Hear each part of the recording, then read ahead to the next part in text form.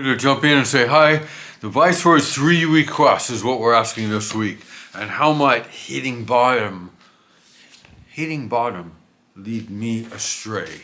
So the Viceroy, in the story begins, her father was very pained. And he went here and there looking for her. The Viceroy stood up, for he saw the king's pain. He requested a servant, a horse, and money for expenses, and he went to search for her. He searched for a very long time until he found her. Now we will tell of how he searched until he found her. So now begins the next stage of the journey, recovering our lost princess. And the king became very upset that he had sent the princess away. And the Viceroy decided to help the king by helping to find the lost princess. What are we looking for now in this section of the story?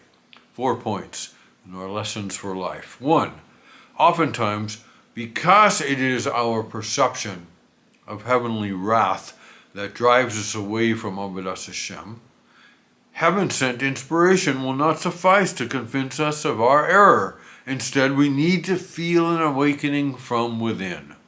Wow. Did we get that? We believe that heaven sent us away. So therefore, heaven, in and of itself, whatever that means to us, is not going to convince us to return. Again, we think it sent us away, whatever it is, and we can wait and wait then for the reverse to happen, but it doesn't happen that way. Somehow we need to feel like something that I can do, I have to take some action to come back. Okay, so what does that mean? Every Jewish person contains an inner point of perfect purity, a place which remains ever untouched by past misdeeds, regardless of their severity. Some would call this the Pintelayid, by the way. It is this Nikuda Tova within. Nikuda, a point, Tova, good. Nikuda is also uses a period at the end of a sentence. Or Gmail Nikuda.com. So Nikuda Tova, good point within, which gives us no rest and relentlessly compels us to pursue a relationship with Hashem. So we can run, I can hide, but something in me feels restless, irritable, and discontent unless I either re-engage in behaviors that I know are destructive to me, or be willing to surrender to some level to come back or to find this higher power of mine. Okay, that was 1 and 2. 3 elements create an emotional foundation conducive to spiritual searching: intellectual, physical, and financial well-being. Even though we have not yet been granted these 3 blessings, it is proper to set out on our spiritual journey in tandem with sincere prayer. Okay, this is a key element here, that we need these things to be all right in this world. We need some sort of wisdom, some sort of intellectual awareness. We need some kind of physical well-being. We've got to be able to get around in this world.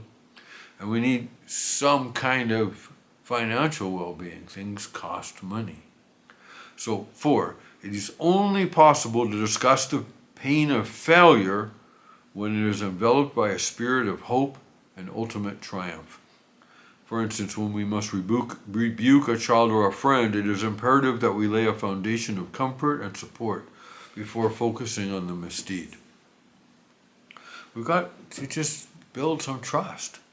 So people are going to open up to us. I'm going to open up with others if I feel like there's some kind of promise there, some sort of acceptance, some sort of unconditional love, some kind of hope, opportunity for hope and ultimate triumph. Let's get into our story. Remember, how might hitting bottom lead me astray? In the previous chapter, we learned that the king had hoped his show of anger and the terrible statement he had uttered would frighten his daughter into sober awareness of how badly her appreciation for their relationship had waned, bringing them closer together than ever before. Remember, that was the king's strategy, that she would come back on her own. Instead, she ran further and further. I recall doing that. Things got worse, and then I just ran even further. Certainly, he never truly desired the abduction of his precious daughter. It was only a show, an ingenious plan to bring her back. Sadly, this plan had gone miserably awry. Instead of returning to his room with holy stubbornness and an outpouring of renewed desire, his precious princess ran away to her room, where she was seized by the forces of no good. Devastated by his tremendous loss, the king set out to search for her. So again, what happens when I hit bottom? We're going to talk about how the king does not find the princess. What is this inner point of holiness? What do I need for the journey to reclaim and refine my inner child?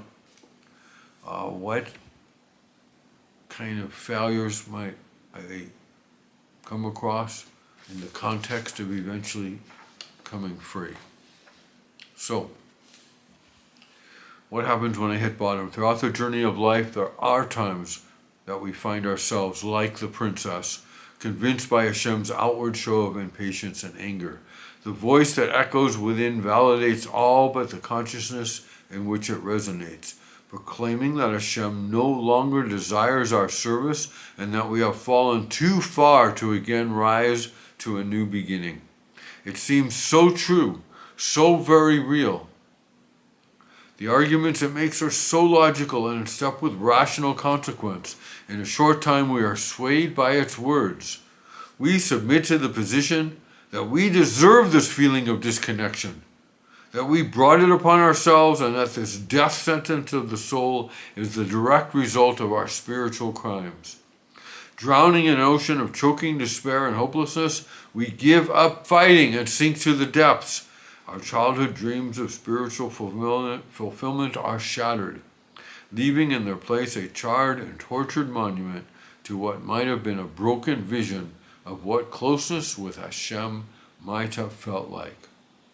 So, what is the problem with trying to return, and what do we need to carry us back? Okay, once a Jew has been deceived into making this tremendous mistake, it is exceedingly difficult to become inspired from an external source.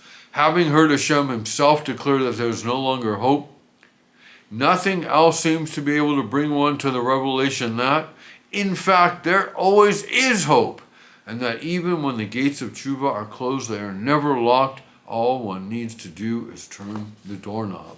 So, somehow I've got to get to that meeting. I've got to show up. I've got to at least be willing to admit, even to myself, that I at least be willing to admit, or be willing to understand that I've hit some kind of bottom. I've got no place else to go. Everything I've tried hasn't worked. And I just become willing to try something, anything different.